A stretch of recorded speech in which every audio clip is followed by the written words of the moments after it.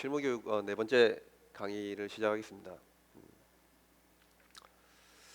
그 세 번째 강의에서 연결되는 내용이고요. 그래서 특허에 대한 내용 지금 계속하고 있는데 다섯 번째 목차로 이제 침해 및 조치에 대해서 조금 알아보겠습니다. 이제 침해는 실제로 이제 특허 침해 분쟁에 가는 경우는 좀 적은 것 같아요. 저희 그 우리나라 경우에는 침해 보상금에 대한 그 규모가 좀 판례를 살펴봤을 때는 굉장히 저 선진국인 뭐 미국 이런 데 비교해서는 굉장히 낮은 수준 있고, 그래서 분쟁을 이렇게 끌어봐야 실제로 뭐 변리사 변호사 비용 다 주고 나면 뭐 남는 게 없다 뭐 이런 얘기가 많고, 실제로는 제가 보기에도 굉장히 비용이 낮은 편입니다. 손해액 산정하는 기준에 따라서 최종 손해를 배상해야 되는 그 부분이 굉장히 낮기 때문에 이제 실질적인 침해 분쟁은 많이 일어나지 않고 있고요. 근데 사실 민사적으로 보면 그런데 특허권이라는 거는 이제 형사 조치가 가능하기 때문에 이 부분에서 굉장히 큰 힘을 발휘하게 됩니다. 그래서 형사 조치로서는 일단 특허 침해가 맞다라고 경찰에서 판단하면은 일단 제품을 몰수를 할 수가 있고, 이제 뭐 가처분도 가능하고 뭐 몰수하고 뭐 판매 금지 같은 거 요런 거, 그다음 뭐 경찰 조사 수사 바로 시작되면은 뭐 회사 들어가서 다 제품 털어오고 요런 게 가능하기 때문에 또 의미가 있고요. 실제적으로 이제 금전적으로 배상을 받는 부분보다는. 그래서 침해에 대한 부분도 알아두시면 좋을 것 같습니다. 그래서 이제 침해라는 것은 이제 여기 기재된 것처럼 등록된 유효한 특허권을 이제 그 보호 범위는 이제 또 말씀드리지만은 특허 청구 범위에 기재된 내용이고요. 타인이 정당한 권한 없이 업으로 사용하는 거, 이제 업으로는 이제 상업적으로 이제 사용한다. 그래서 우리가 어떤 시험이나 연구를 위해서 하면 개인적으로 그냥 호기심에 사용하는 것은 뭐 침해라고 보지가 않고요. 업으로서 사용해야 된다. 그래서 말하는 이제 정당한 권한 없이라는 것은 내가 어떤 실시권을 받았다거나 아니면은 법에서 정한 법정 실시권을 가지고 있는 자는 침해에 해당되지 않는다는 것이고요. 그다음 유효한 특허라고 적혀 있습니다. 그래서 이제 특허 등록되더라도 이제 무효가 되는 경우도 있죠. 그래서 그 다음에 권리 범위가 아니라 특허 등록이 되긴 했지만은 실제로 원래 한번 행정적으로 행정 처분에 대해서는 그 행정 처분이 행정 심판으로 무효가 되기 전까지는 유효하다고 보지만은 특수한 경우에는 어떤 무효 사유가 굉장히 명백한 경우에는 법원에서 그런 행정적으로 무효 심판 절차를 거치지 않고도 바로 특허가 유효하지 않다고 판단할 수 있기 때문에 그런 경우에는 또 특허 침해에 해당되지 않습니다. 요게 특허 침해고요. 그래서 핵심 키워드는 이 청구 범위에 기재된 내용을 누군가 실시한다는 거고, 업으로 실시한. 근데 업은 보통 우리가 뭐 제품 뭐 옥션이나 뭐 무슨 이런 오픈 마켓에 뭐 판매하고 있다라는 걸 캡처하면 바로 입증이 되는 부분이고, 이제 청구 범위에 기재된 내용을 실시하고 있는가 이것을 이제 입증하는 게 가장 중요하죠. 그래서 이 부분은 이제 침해 감정서라든지 뭐 그런 전문기관에서 그 이렇게 판단하는 도움을 받아가지고 보호 범위 내에 기술을 실시하는 걸 판단할 수 있습니다. 그래서 이제 침해 정의가 이렇게 되고요. 침해 시는 이제 어떻게 해야 되느냐? 내가 특허권자인데 누군가 내 특허를 침해하고 있다. 이때는 가장 먼저 순위되는 절차로는 이제 경고장은 그 경고장 자체에는 어떤 법적인 효력은 전혀 없습니다. 근데 왜 경고장을 발송하느냐? 어떤 이제 민사적인 손해배상을 청구하기 위해서는 그 사람의 고의가 증명이 돼야 되는데, 고의라는 것은 이제 알았다는 것이죠. 근데 그래서 이제 경고장을 발송을 이제 내용 증명으로 하지 않습니까? 그래서 그걸 이제 받은 순간에 이 사람이 이제 고의를 입증할 수 있는 그 증거를 획득하는 게 되는 것이기 때문에 일단 경고장을 발송하게 됩니다. 그래서 대부분 경고장 발송하면은 자기가 그 제품을 그대로 베껴서 청구 범위 내용을 그대로 실시를 했다라고 하면은 여기서 보통 분쟁이 끝나게 거기서 이제 인지해서 자기 제품 다 내리게 되면 여기서 끝나게 됩니다. 그래서 뭐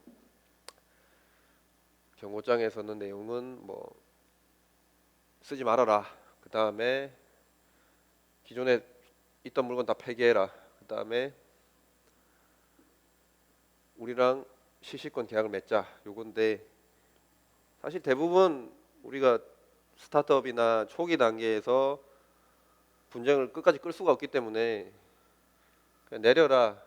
요것만 사실 상대방이 해주지 않아도 굉장히 고마운 일이죠. 그래서 요 단계만 해도 보통 분쟁 종료가 많이 되고요. 실제로 제품 몰수 요거는 뭐 형식적으로 하는 건데 확인하기 좀 힘든 부분입니다. 라이센스를 맺는 경우도 있습니다. 라이센스 맺거나 그대로 특허권을 다 양도해버리거나 라이센스를 체결하거나 경고장 발송 단계에서 끝내는 게 가장 좋습니다. 그 특허권자 입장에서는. 왜냐하면 추가적인 분쟁에 발생하는 비용이 들지 않기 때문이죠. 경고장을 발송했음에도 불구하고 이제 계속해서 이제 침해자가 실시하는 경우가 있습니다. 이제 이 경우에는 어떻게 해야 되냐? 특허권자 입장에서는 이제 민사적 그다음 형사적 처리를 해야 되는데 말 그대로 이제 요거 특허 청구범위 기재의 내용을 업으로 실시하는가를 입증을 해야 되는 거죠. 그래서 입증하는 경우에는 이제 법원에서 그다음에 경찰들이 그냥 고소한다고 해서 그냥 법원에 이거 침해한다고 해서 알아서 판단해 주는 게 아닙니다. 증거 자료를 그러니까 특히 이제 법원에서 이제 처분권주의이기 때문에 그 본인이 다 자료 제출해야 되는 거죠. 그때 이제 공적인 기관에서의 어떤 자료를 요구하게 됩니다. 그래서 그때 특허청에서 행정심판으로 이제 권리범위 확인 심판이라는 게 있습니다. 이 권리범위 확인 심판이라는 거는 내 특허 청구 범위 내에 어떤 타인의 실시하고 있는 어떤 기술이 권리범위에 들어간다라는 것을 판단해 주는 심판입니다. 그래서 이 심판을 청구해서 인용신고를 받게 되면은 굉장히 유력한 증거가 되는 거죠. 그래서 법원에서는 권리범위 확인 심판에 인용신결이 있네. 그러면 너네 청구된 범위 내용, 특허 청구 범위 내용을 실시하는 거네. 업으로 실시하는 거 아까 증명이 쉽다 그랬죠. 그래서 쉬우니까 유효한 특허권 특허 등록 원부를 제출하면 됩니다. 그래서 특허 침해다라고 이제 판단을 하게 되는 거죠. 그래서 경고장 발송과 동시에 권리범위 확인 심판 청구하는 경우도 많습니다. 이제 분쟁의 의지가 큰 경우죠. 보통 경고장 발송만으로 끝나지만은 이놈 무조건 잡아야겠다 하면은 보통 권리범위 확인 심판 같이 들어가게 됩니다.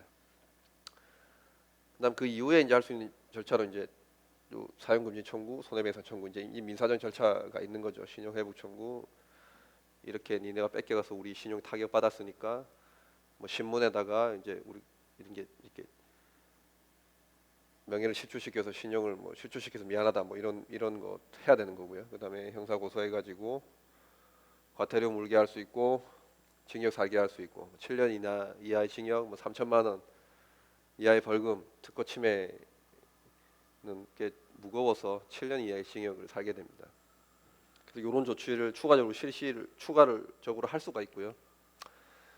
그다음에 이제 반대로 그 특허권 침해 주장받는 경우입니다. 그래서 내가 실시자고 타인이 이제 특허권자인 경우에는 아까 제가 말씀드린 것처럼 이제 경고장 보내겠죠. 경고장 보내면은 이제 그 경고장을 분석을 해야 됩니다. 그래서 크게 세 가지로 볼 수가 있는데요. 경고장 받았을 때 침해가 검토해봤던 침해가 아닌 경우가 있습니다. 명백하게 침해가 아닌데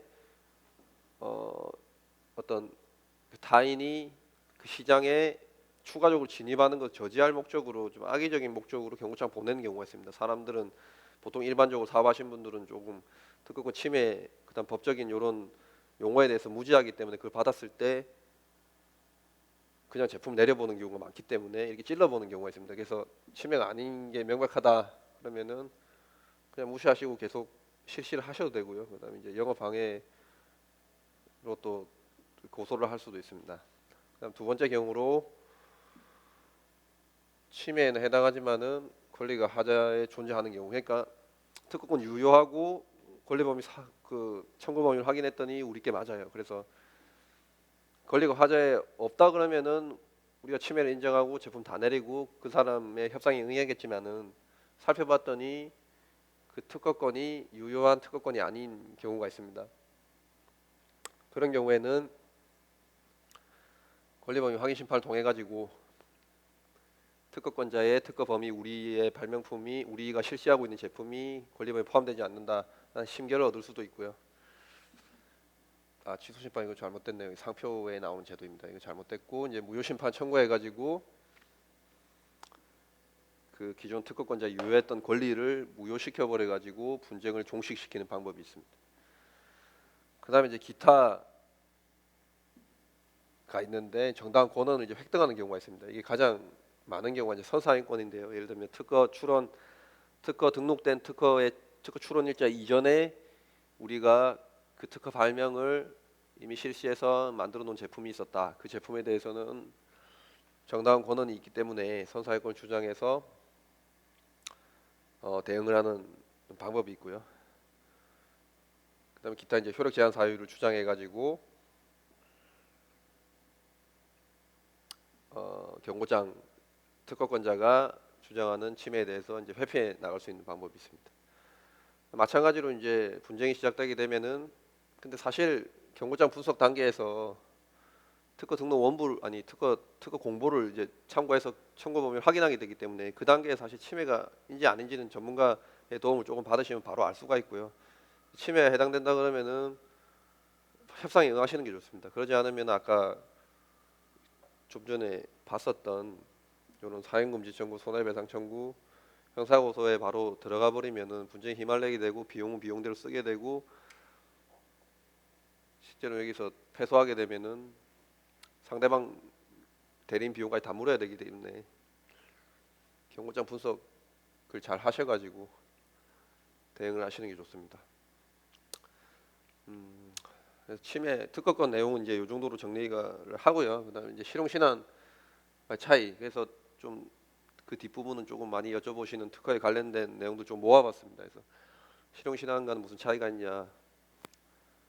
보통은 특허는 좋은 거고 실용신안 좀 안 좋은 거다 이렇게 많이 생각하시는데 이제 좀 내용을 좀 보면요. 카테고리의 차이가 있습니다. 아까 우리는 특허 같은 경우에는 조성물도 가능하고 방법도 가능하다 했는데 실용신안 물건 발명에 한해서만 그런 차이점이 있고요. 그다음 존속 기간에서 출원일로부터 10년 절반이죠. 그래서 간단한 이제 고안이라고 표현하는데요. 고안. 실용신안 특허는 이제 발명이라고 표현하고 실용신안 고안이라고 표현하거든요. 간단한 물건에 대해서 등록을 받아라. 그래서 실제로 이것도 실용신안도 이제 진보성이 등록 요건에 있는데 진보성은 특허 같은 경우에 고도한 것이 우리 성립성에서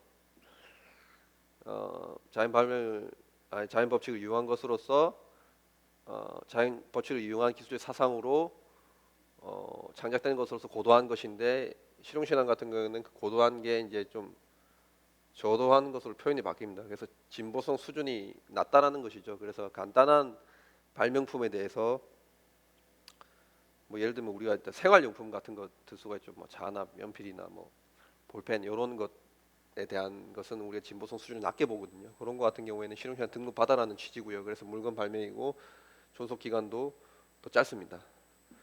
가장 실무적으로는 가장 큰 것이 우선심사 요건 차이인데 특허 같은 경우에 이제 우선심사 보통 이제 처음 창업하시는 분들은 조기에 특허권을 획득해야 되기 때문에 우선심사 많이 하시는데 요건이 이제 있습니다. 실제 제품이 나와 있지 않으면은 우선심사 요건에 해당되지 않고 아니면 따로 비용을 선행기술조사기관에 의뢰해야 되는 절차를 거쳐야 되기 때문에 이제 비용이 많이 들지만은 실용신안 같은 경우에는 요건이 전혀 없습니다. 2개월 이내에 우선심사 신청하면 된다 해서 우선심사 요건에 빨리 대부분 거의 전부가 우선심사 요건에 해당되게 되고요. 조기에 권리를 획득할 수가 있다. 이것도 특허 청구 범위 마찬가지로 실용신안 청구 범위가 있는데요. 청구 범위 기재 내에서 권리가 보호가 되고 권리 보호 정도가 그러면 실용신안 약하냐 전혀 상관이 없고 특허랑 권리 보호 범위 똑같습니다. 그래서 간단한 제품에 대해서 특허로 등록받으나 실용신안 등록받으나 권리 범위 동일하게 되고요. 근데 내가 장시간 이용할 것은 아니고 우선심사 해야 된다. 그럼 실용신안으로 출원하시는 게 좋습니다. 비용도 대리인 비용도 좀 더 저렴하고요. 특허 관함료도 조금 더 낮습니다. 실용 시간은 요 정도 차이가 있고요. 그다음 요거 첫 번째 제가 시간에 좀 말씀드린 건데 저작권과의 관계. 우리가 프로그램 발명, 일반적으로 어플리케이션 스타트업 하시는 분들 많이 BM 발명 많이 하시잖아요. 그래서 그때는 저작권하고 어떤 관계가 있냐. 그래서 특허에 가서 설명드렸고, 저작권은 이제 간단히 설명드리면 소스 코드의 표현 자체 어떤 인간의 감정이나 사상을 표현한 것을 저작권은 보호를 하는 것이거든요. 우리는 이제 특허 같은 게 기술적 사상인데, 저작권은 인간의 사상의 감정이 표현된 것을, 이게 표현된 것을 보호하는 것입니다. 그래서 프로그램 따지면 이제 소스 코드의 표현 자체를 보호를 한다고 보면 되고요. 등록 요건은 그래서 실제로 자기가 창작만 하면 됩니다. 신규성, 진보성이라는 조건을 요구하지 않고 자기가 스스로 만들었으면 되고요. 권리 발생 창작 시고, 등록 기간은 뭐 사실 이거는 등기 개념이고 실제 심사라는 개념이 없기 때문에 바로 등록시켜줍니다. 존속 기간 이렇게 되고요. 서지적 사항은 이렇게 좀 다르고, 주요 장단점으로는 이제 보호 범위가 이제 특허가 넓다. 이 보호 범위 특허 청구 범위 기재에 대한 내용에 있어서 기재되는데, 내가 보호 범위를 결국에 설정을 할 수가 있는 겁니다. 그래서 특허 청구의 범위의 내용을 굉장히 포괄적으로 잡게 되면은 보호 범위를 굉장히 넓힐 수가 있고요. 그다음 기술 검색이 용이해서 기술적으로 저기 기술 분류 코드, 아까 서지 사항에 기술 분류 코드 있었지 않습니까? 그래서 기술 검색을 용이하게 할 수 있어서 신규 기술을 탐색하거나 내가 어떤 기술적 방향을 잡을 때 어떤 그런 자료로서 이용할 수 있는 점이 있고, 국제 제도에 연계가 돼서 다른 나라의 기간, 어떤 일정 기간 이내에 진입하게 되면은 다른 나라의 특허권을 동시에 획득할 수 있는 그런 제도가 잘 정비가 돼 있다. 그다음에 어떤 우리가 1인 창조 과제라든지 아니면 R&D 사업 등에는 특허권이 많이 이용이 된다. 단점은 이제 이런 것이 있고요. 시간이 많이 소요된다.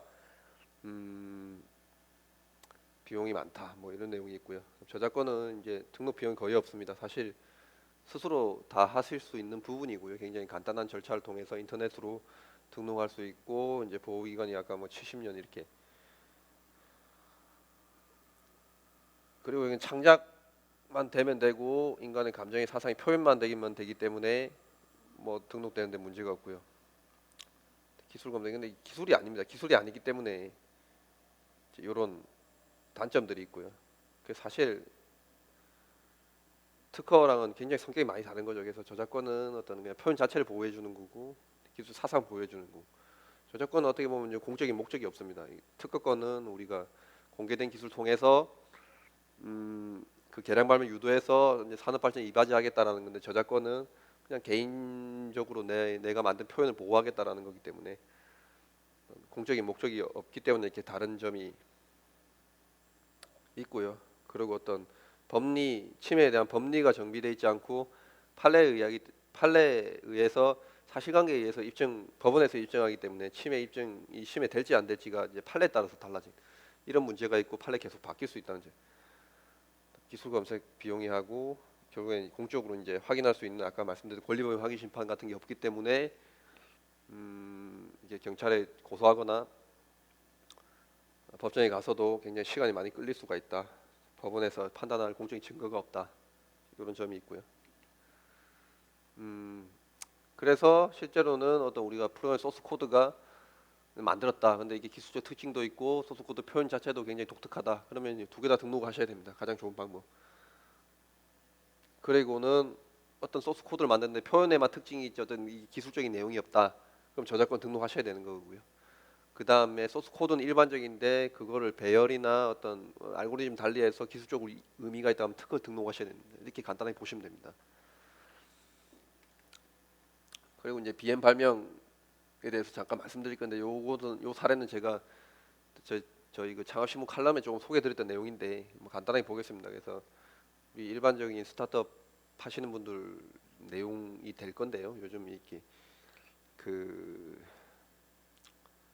요런 사례로 창업 많이 하시잖아요. 이제 인터넷이나 우리 이제 그 스마트폰 어플리케이션 이용해 가지고 어떤 차별화된 방법으로 파출부 서비스, 예를 들면 이런 서비스 이미 나왔죠. 그래서 회원 가입하고 내가 이제 파출부 서비스 받을 수 있는 사이트에 가입하면은 정해진 날짜에 와가지고 정리해주고 이렇게 이런 거 굉장히 좀 많은 브랜드도 나오고 있고. 그래서 A씨는 자신의 영업 방법을 보호받고 싶어하는데 이런 영업 방법 보호받을 수 있냐 이런 질문 많이 하시는데, 일단 결론적으로는 이제 특허 통해서 보호받을 수가 있고요. 근데 이 조금 제약 요건이 있습니다. 어떤 이 BM 발명이라는 거는 이제 영업 모델, 영업 방법에 대한 발명, 이 글자 그대로고요. 등록 요건은 이제 판례에서 판시한 내용을 바탕으로 이제 법리가 좀 정리돼 있는데, 그 등록되기 위해서는 순수한 영업 방법이면 되지는 않습니다. 이 영업 방법이 결국에는 통신 수단에 의해서 구현될 것을 요건으로 하고요. 그래서 어떤 어플리케이션이라든지 우리가 인터넷 웹사이트라든지 뭐 어떤 다른 단말기라든지 이런 걸 통해서 구현이 돼야 되고, 첫 번째 요건. 두 번째 요건은 그 영업 방법이 시계열적 데이터 처리 과정, 그 영업 방법과 그 영업 방법을 구현하기 위한 결국에 그 영업 방법의 프로세스가 시계열적으로 제시돼야 된다. 결국에 방법 발명으로의 일종으로 보는 것이죠. 그래서 특허 청구 범위에는 무슨 단계, 뭐 로그인하는 단계, 뭐 금액을 뭐 코인을 충전하는 단계, 이런 단계별로 특허 청구에 기재가 되게 되고 방법 발명의 일종입니다. 근데 통신 기술의 결합이 돼야 된다는 것이고요. 등록 요건, 이게 잘못됐네요. 정의인데, 정의가 이렇게 되고요. 그다음 성립 요건은 아까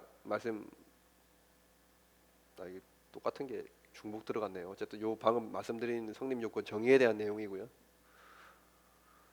그다음에 등록 요건으로는 이제 신규성과 진보성이 있어야 된다. 마찬가지입니다. 특허권이기 때문에 마찬가지고,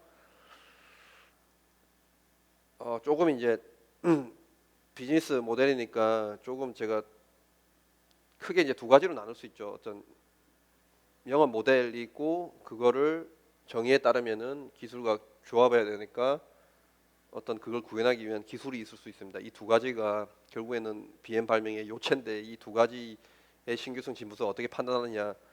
그래서 이 세 가지가 이제 판례에 의해서 나온 것입니다. 그래서 종래에 있는 영업 방법을 종래의 기술로, 이거 다 있던 거죠. 그래서 당연히 신규성 부정되고 진보성 당연히 부정될 겁니다. 그래서 등록 못 받고 종래의 영업 방법을 신규 진보한 기술로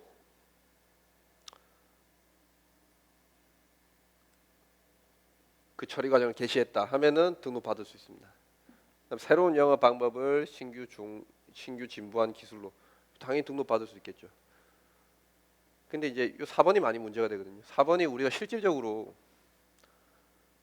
아까 파출부 서비스, 어플리케이션 하는 서비스는 그런 종류의 서비스 굉장히 많지 않습니까? 근데 안에 있는 내용만 달라지는 거죠. 우리가 파출부 서비스냐 아니면은 뭐 무슨 세차 서비스냐, 그런 새로운 영업 방법만 달라지고 기술은 다 종래의 기술입니다. 이 종래의 기술이 신규하려면 예를 들면 기존에 없었던 기술적 테크닉이 들어가야 되는데, 예를 들면 우리가 인터넷 쇼핑몰에서 예전에 장바구니라는 기능이 없었을 때가 있었어요. 애초에 이런 게 없었는데 누가 우리 어떤 뭐 아마존이라는 뭐 이런 사이트에서는 다른 사이트에는 없는데 장바구니에서 기존에 쇼핑하지 않을 것들을 미리 다 모아놨다가 한꺼번에 결제할 수 있는, 요거 이제 진보한 기술이거든요. 요 진보한 기술에 대해서는 당연히 특허를 줘야 되는데, 종래 기술 그대로 이용하면서 영업 방법을 새로울 경우에 어떻게 할 것이냐, 요거는 이제 결론적으로 세모입니다. 이건 심사관이 어떻게 판단에 따라 다른데, 실제로 영업 방법이 바뀌게 되면은 어떤 이런 구체적인 데이터의 시계열적 처리 과정이 달라질 수밖에 없는 건데, 이 달라진 것을 진보하다고 볼 것이냐. 사실 이렇게 제가 구별해 놨긴 했지만은 영업 방법이 바뀌면은 기술이 조금 바뀔 수밖에 없는 건데, 완전히 똑같다고 그러면은 뭐 당연히 등록이 안 돼야 되는데, 다른 경우에는 이게 달라질 수밖에 없는데 이게 얼마나 진보하냐가 이게 심사관의 판단에 따라 달린 겁니다. 그래서 이 경우에는 조금 생각을 해봐야 돼요. 이 경우에는. 근데 실무적으로 이 경우가 대부분이거든요. 새로운 기술을 기술로 나오는 경우에는 이 기술로만 등록받지 실제로 영업 방법을 플러스할 필요가 없습니다. 근데 요 네 번째 경우가 문제가 되고 요 경우에는 케이스 바이다. 그래서 요 부분을 특허 청구원이 작성할 때 가장 유의해야 될 부분이고요. 그래서 요 부분이 가장 문제가 돼서 실제로는 BM 발명이 굉장히 등록률이 굉장히 떨어집니다. 요 경우는 거의 다 심사관들은 아까 제가 세밀하게 표현 드렸지만 거의 대부분 특허를 주지 않는 것으로 제가 한 80%가 거절 확률이 80% 정도 현재 심사 기준으로.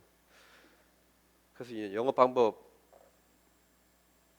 BM 발명은 이제 이 정도 내용 정리할 수 있는데 첫 번째 돌아가서 보면은 결국에는 특허 받을 수 있다. 근데 등록 가능성이 낮다. 등록 받으려면은 굉장히 한정적이다. 뭐 이렇게 정리할 수가 있습니다. 그다음에 마지막 순서로 이제 특허를 어떻게 활용하느냐. 이제 이 부분도 굉장히 좀 중요한 부분인데요. 제가 요거 이외에도 좀 여러 가지 또 활용 방안이 실제로 많습니다. 연구되고 있는 분야도 많고 많은데 제가 생각에 좀 한 세 가지로 좀 정리를 해봤고요. 그래서 스타트업 하시는 분들 처음에 이제 과제 많이 하시잖아요. 이제 작은 4천만 원짜리 과제도 있고 뭐 8천만 원짜리 과제도 있고 R&D 사업 같은 경우에는 한 6억짜리 과제도 있는데 그때 이제 요건으로 이제 특허증이 있으면 이제 점수를 높게 받을 수 있죠. 특히 이거 말고도 뭐 사실 그 벤처기업 인정받을 때 특허권이 있으면 굉장히 가점 처리가 돼서 쉽게 받을 수가 있고요. 특히 이제 6억 이상의 R&D 사업 받으려면 이제 PCT 출원이 이제 필수가 이제 국제 출원이 필수 수반돼야 되고 어쨌든 어떤 기업의 스펙으로 특허권이 작용하기 때문에 이런 부분에서 이제 활용을 할 수가 있고요. 그래서 사실 어떻게 보면 필수 요즘 과제 받기 위해서는 거의 필수라고 봐야 됩니다. 두 번째로는 이제 기술 보증 기보나 이제 신보 그다음 중기청 자금을 정책 자금 신청하자 저희 이제 연초에 많이 신청하시는데 그때 이제 한도 증액 및 금리 은하 등의 효과가 있다. 그래서 저도 이 내용 정확하게 모르는데 대략 알기로 특허 하나가 있으면은 뭐 사실 뭐 몇억 뭐 2, 3억 정도는 더 증액 5억인가 5억 정도인가 증액되는 걸로 알고 있습니다. 금리는 뭐 0.05%인가 이거 뭐 더 인하 이렇게 받을 수도 있고요. 그래서 이렇게 활용하실 수도 있습니다. 세 번째로 이제 이 부분도 많이 여쭤보시는 분인데 이제 가지급금 이제 사업하시다 보면 이제 가지급금이 이제 쌓여가지고 요거 때문에 이제 세금 폭탄 이제 맞으신 분도 있는데 요때 이제 특허권이 있다 그러면은 직무 발명 보상금 처리해가지고 요게 이제 어떤 내용이냐면 어떤 법인이 있고 법인의 대표이사가 있습니다. 근데 특허권을 법인 이름으로 출원하면서 발명자의 대표이사 이름 넣으면은 대표이사가 이 특허를 발명을 했기 때문에 이 발명한 보상금을 회사에서 발명자에게 지급해야 되는 규정이 있습니다. 이건 물론 일반적인 조공원이 될 수도 있고요. 근데 이제 1인 법인 기업인 경우에는 대표자로 발명자를 넣은 다음에 보상금으로 처리하시면 비용 처리할 수 있습니다. 비과세입니다. 그래서 발명자는 그 발명 보상금에 대해서 어떤 세금을 전 내지 않고요. 기업 입장에서는 세금 처리하니까 비용 처리하니까 이제 세금 절약할 수 있고 근데 이게 완전 100% 비과세였는데 이게 아마 지금 몇 달 안 남았는데 2016년 12월까지 100% 비과세고 이제 법이 개정될 겁니다. 법이 개정돼서 아마 요건이 까다로워지거나 아니면은 좀 일부 비과세 처리가 될 텐데 이거 어떻게 될지는 좀 정확하게 모르겠습니다. 그래서 어쨌든 올해 말까지는 이 비과세 처리할 수 있으니까 만약에 특허권 가지고 계시고 발명자가 저기 지금 대표이사분이나 경영진 이름으로 되어 있다고 하시면은 요 직무발명 보상금 처리하셔가지고 요거 저 세무사분의 회계사분 찾아가셔가지고 직무발명 처리하고 싶다 하면 처리해 주시거든요. 처리해서 이렇게 가지기금 처리에 이제 활용도 하실 수 있습니다. 요게 좀 실무적으로는 제일 많이 이용되는 부분이라 볼 수 있겠고요. 그다음 요거 외에도 이제 여러 가지 뭐 실시권 설정한다든지 이런 걸로 뭐 비용 처리할 수 있는 부분도 많고 이런 부분이 있는데 이런 부분은 또 이제 다음에 기회 될 때 또 말씀드리겠습니다. 그래서 이렇게 특허는 활용될 수 있으니까 좀 이런 부분 잘 숙지하셨다가 사업하시는데 좀 많이 도움이 되셨으면 좋겠고요. 또 궁금한 점이 있으면 또 언제든지 또 전문가분 찾아가시면 상담도 받아보시면은 또 잘 알려주실 거라고 생각합니다. 4강 내용은 좀 이쯤에 정리하고요. 저 또 5강에서 또 다시 찾아뵙겠습니다. 감사합니다.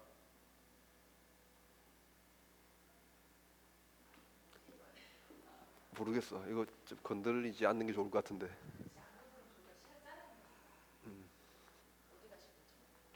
그러니까 이거 괜히 건들다가 날아가면 세대잖아. 기, 기억도 안 나는데. 내가 거의 29분까지 했거든. 여기 레코딩 타임으로 29분까지 했으니까 그것만 알려주면 되겠다.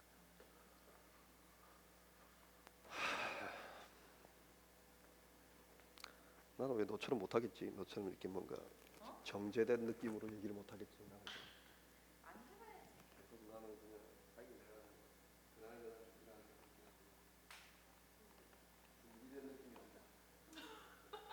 그때 이렇게 그냥 내뱉는 느낌.